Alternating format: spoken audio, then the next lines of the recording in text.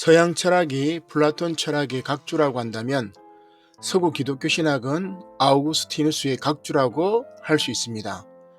시카고 대학의 데니얼 윌리엄즈도 그렇게 말했죠. 화이트헤드 교수의 말처럼 서양 철학이 플라톤 철학의 각주이듯 서구의 기독교 신학은 아우구스티누스의 각주라고 말할 수 있다. 더 나아가 아우구스티누스의 기념비적인 저술인 하나님의 도성은 지난 2000년 동안 기독교 사상의 저수지였다고 해도 지나친 표현은 아닙니다. 속절없이 무너지고 있는 로마 제국을 바라보며 그리스도인들은 무엇을 바라봐야 할지, 인간의 도성과 하나님의 도성이 각축하는 현실에서 신실한 그리스도인은 어떻게 살아가야 하는지를 잘 보여주고 있습니다. 숭실대 기독교학과 김효곤 교수의 하나님의 도성이라는 책에서 하나님의 도성 신국론을 하나하나 뜯어보는 동시에 이를 프리즘 삼아 21세기 대한민국 기독교를 다시 읽어냅니다. 김혜곤 교수는 이렇게 말합니다. 기독교 고전은 마치 활화산 근처에서 굳어진 용암과 같다. 예수님과 사도들로부터 연대기적으로 가까울수록 기독교 본연에 충실해서 원본에서 멀어진 우리를 되돌아보게 해준다. 아우구스티누스가 신국론을 쓸 때는 기독교 신앙이 본래의 동력을 잃고 염세주의가 득세하던 기독교 간족이었습니다. 기독교 신앙은 대중들로부터 문매를 맞고 엘리트 계층으로부터도 외면당하기 시작했습니다. 지금 한국의 상황도 그때와 크게 다르지 않습니다. 가짜뉴스와 혐오 등 일부 근본주의 개신교가 함께하므로 상식적인 대중들로부터 개신교가 염려거리가 되어버렸습니다. 김효곤 교수는 이렇게 말합니다. 사회를 이끌어가는 보이지 않는 인문 리더십이 있다.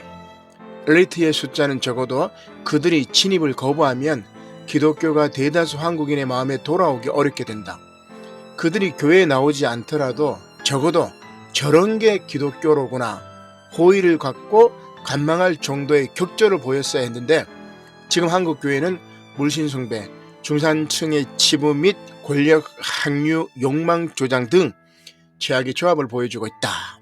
한마디로 한국에서 개신교가 제대로 꼽히기도 전에 조락하고 있다는 것입니다. 그렇다고 개신교 전체가 망했다는 것은 아닙니다. 김혜균 교수는 이렇게 말합니다. 예수님 십자가의 진술을 보여주는 진짜 기독교는 은닉돼 있고 기독교 진리의 정면으로 어긋난 사람들이 마치 기독교의 대표인 양 나와 있으니 답답할 따름이다. 따라서 김효균 교수는 대안을 이야기합니다. 기독교의 가치와 덕의 전파가 곧 선교다.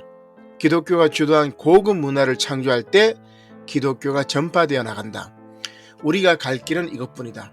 우리는 사도행전의 초대교회 이야기로 자만에 빠지면 안 된다. 로마 공화국의 전성기에도 사도행전의 유무상통 공동체 정신이 활발했다. 로마 역사의 빛나는 공동체적 희생 역사를 통해 도전받으며 우리 기독교 또한 하나님의 도성을 위해 불멸의 사랑, 헌신, 우애와 덕을 발휘해야 한다. 자, 그러면 김혜곤 교수가 읽어내는 아우구스티누스의 하나님의 도성은 어떨까요? 그의 설명을 들어볼까요? 하나님의 도성은 자기에 따라 운영되는 인간의 도성을 자기 부인과 하나님의 사랑으로 세운 하나님의 도성이 발전적으로 해체하고 흡수할 것으로 믿는다 라고 설명합니다. 지금 개신교의 모습은 자기에 따라 운영되는 인간의 도성입니다. 입으로는 하나님의 도성이라 말하지만 교회는 이미 그 마음이 신심에서 떠났습니다. 예레미야는 이렇게 말합니다. 그들은 각기 이웃을 속이며 진실을 말하지 아니하며 그들의 혀로 말하기를 가르치며 악을 행하기에 지치거늘 내가 사는 곳이 속이는 일 가운데 있도다. 그들은 속이는 일로 말미암아 나를 알기를 싫어하느니라. 여호와의 말씀이니라. 그들의 혀는 죽이는 화살이라. 거짓을 말하며 입으로는 그 이웃에게 평화를 말하나 마음으로는 해를 꾸미는도다. 그럼에도 불구하고 아우구스티누스의 하나님의 도성은 세상 역사 전체를 하나님의 도성을 건설하는 과정으로 바라보는 목적론적인 역사관을 제시합니다. 김혜곤 교수는 이렇게 설명합니다. 하나님의 도성은 지상에 토대를 두고 있지만 천국까지 다다른다는 점에서 목적 지향적 신뢰를 향한 공동체이며 인간의 도성을 견인하는 것이 곧 교회의 사명이다. 그러나 정작 오늘날 현실 교회의 모습을 보면 낙관적 기대를 품기가 쉽지 않습니다. 그럼에도 불구하고 김혜원 교수는 이렇게 말합니다. 오직 하나님만 믿으며 보편적인 공교회를 추구하는 사람과 시대의 주류 이데올로기인 돈과 권력을 쫓고 자기 이익만 관철하는 사람들은 선명하게 구분될 것이다. 이런 시대에 박수만 받고 환영만 받는 목회자는 어쩌면 이미 하나님의 진리를 이탈했다고 볼 수 있다 라고 엄중히 경고합니다. 아우구스티누스와 마찬가지로 김혜곤 교수는 이렇게 말합니다. 교회는 하나님의 십자가 사랑으로 운영되는 공동체이기에 인간의 도성이 망해도 여전히 존립할 수 있다. 현실 교회가 아무리 모자라 보여도 이 세상의 교회처럼 공권력에 의존하지 않고 사람들이 자발적으로 돈과 시간을 들이는 조직은 없다. 무엇보다 교회는 성령 안에 있기 때문에 자기 갱생, 자기 극복이 가능하다. 위로가 되죠? 죄가 활개칠 때 우리 인간은 성령의 음성을 듣지 못하지만 우리가 들으려고 하면 크게 말씀해 주신다는 것입니다. 따라서 김옥연 교수는 이렇게 말합니다. 성령이 충만하면 각 교회의 들을 귀가 있는 자들이 하나님의 말씀을 듣고 회복할 수 있다는 점에서 신본주의적 낙관주의를 확인할 수 있다.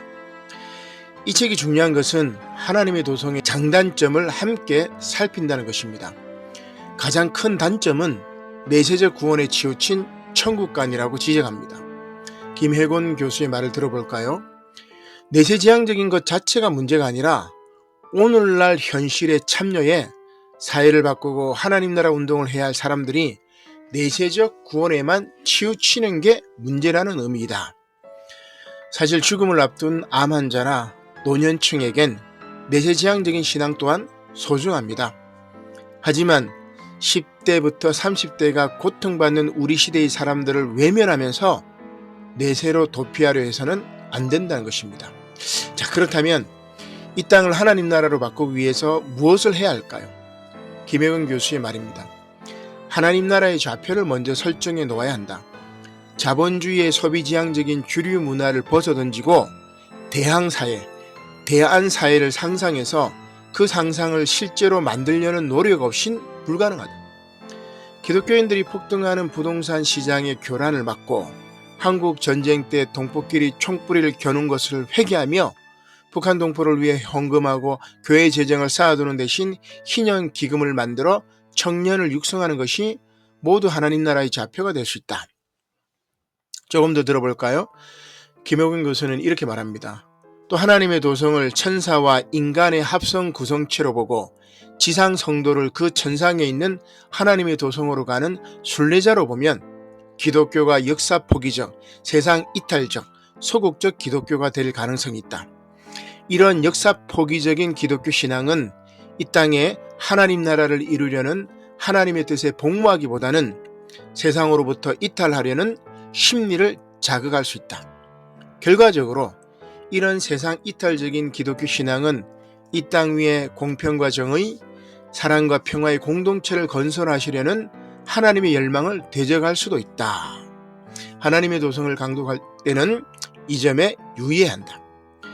아우구스티누스는 로마가 기독교를 공식적으로 국가적으로 영접하는 것이 하지 않는 것보다는 낫겠지만 국가적으로 기독교를 수용했다고 해서 로마가 하나님의 도성으로 변하지는 않는다는 점을 분명히 했다. 오히려 카르타고의 터툴리아누스처럼 로마를 제2의 바벨론으로 보았다. 설령 로마 황제가 로마 교양을 겸하여 로마 제국과 교회가 하나의 기구로 통합된다고 하더라도 그 통합된 기관도 하나님의 도성이 될 수는 없다고 본 것이다. 왜냐하면 하나님 도성의 시민권은 개인 단위의 결단을 통해 취득되는 것이지 기구나 단체 명의로 취득되는 것이 아니기 때문이다. 이런 점에 볼 때 한국의 보수교회 출신 정치가들이 특정 지방자치단체를 하나님에게 봉헌하겠다고 한다든지 성시화한다는 것이 얼마나 무모하고 교만한 시도인지를 깨닫게 된다. 최고 지도자의 행정명령이나 법령으로 한 도시나 국가를 하나님에게 봉헌할 수 없기 때문이다.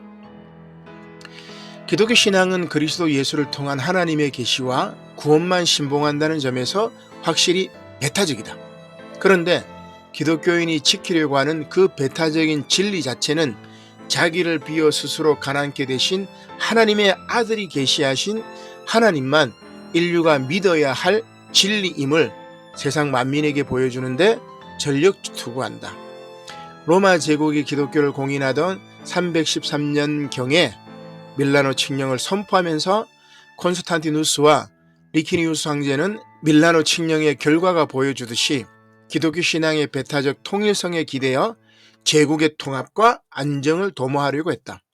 이들은 자기 부인의 영성, 이웃 사랑을 위한 희생과 봉사의 가치를 대표하던 기독교 영성을 통해 로마 제국의 정신적 부패를 치료해 보려고 했다. 자, 아우구스티누스의 하나님의 도성을 읽어볼 마음이 생기나요?